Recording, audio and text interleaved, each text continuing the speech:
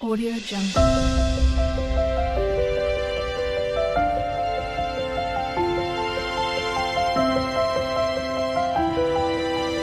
Audio Jungle.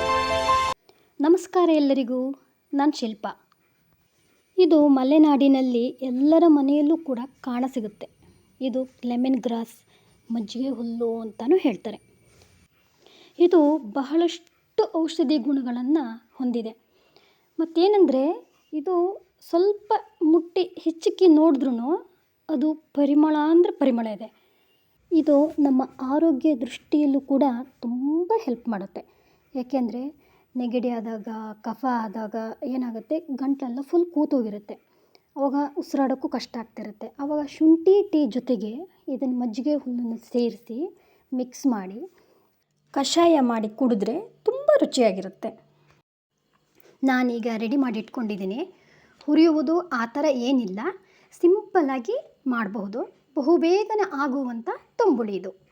ಒಂದು mixie ಜಾರಿಗೆ ಸ್ವಲ್ಪ ಕಾಯಿ, ಸ್ವಲ್ಪ ಜೀರಿಗೆ, ಸ್ವಲ್ಪ ಇಂಗು, ಮೆಣಸಿನಕಾಯಿ, ಈ ಮಜ್ಜಿಗೆ ಹುಲ್ಲು ಸೇರಿಸಿ ಸ್ವಲ್ಪ ನೀರು ಬೆರೆಸಿ ಮಿಕ್ಸಿಯಲ್ಲಿ ರುಬ್ಬುವುದು.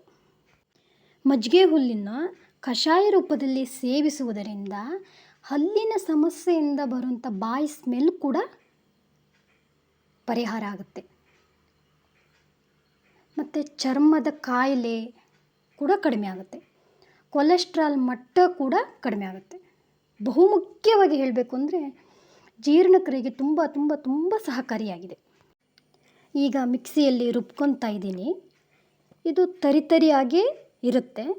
ಇದು ನಾವು ಜಾಲರಿ ಮೂಲಕ ಅದನ್ನು ಸೋಸ್ಕೊಬೇಕು. ಆ ಜಾಲರಿ ಮೂಲಕ ಸೋಸಿದ ಮೇಲೆ ಆ ಮಿಶ್ರಣಕ್ಕೆ ರುಚಿಗೆ ತಕ್ಕಷ್ಟು ಉಪ್ಪನ್ನು ಮಿಕ್ಸ್ ಮಾಡ್ಕೊಬೇಕು. ಲಾಸ್ಟ್ ಫಿನಿಶಿಂಗ್ ಟಚ್ ಅಂದರೆ ಒಗ್ಗರಣೆ ಕೊಟ್ಕೊಳ್ಳೋದು. ಅದೊಂದು ಕೊಟ್ಬಿಟ್ರೆ ಈ ತಂಬುಳಿ ರೆಡಿಯಾದಾಗೆ ಆಗುತ್ತೆ. ನಾನೊಂದು ಎಣ್ಣೆ, ಸಾಸಿವೆ, ಜೀರಿಗೆ, ಒಣಮೆಣಸಿನ್ಕಾಯಿ ಇವಿಷ್ಟು ಹಾಕಿ ಒಗ್ಗರಣೆ ಹಾಕ್ಕೊತಾ ಇದ್ದೀನಿ. ಇದು ಊಟಕ್ಕೆ ತುಂಬ ರುಚಿಯಾಗಿರುತ್ತೆ. ಇದನ್ನು ಹಾಗೆ ಸಹ ಕುಡಿಬೋದು. ಈಗ ನಾವು ಇದಕ್ಕೆ ಸ್ವಲ್ಪ ಮಜ್ಜಿಗೆನೂ ಸೇರಿಸ್ಕೊತಾ ಇದ್ದೀನಿ. ಮಜ್ಜಿಗೆ ಹಾಕ್ದೇನೂ ಕುಡಿಬೋದು, ಇಲ್ಲ ಮಜ್ಜಿಗೆ ಸೇರಿಸಿದೂ ಕುಡಿಬೋದು. ಆವಾಗ ಮಜ್ಜಿಗೆ ಸೇರಿಸೋದ್ರಿಂದ ತಂಬುಳಿ ಆಗುತ್ತೆ.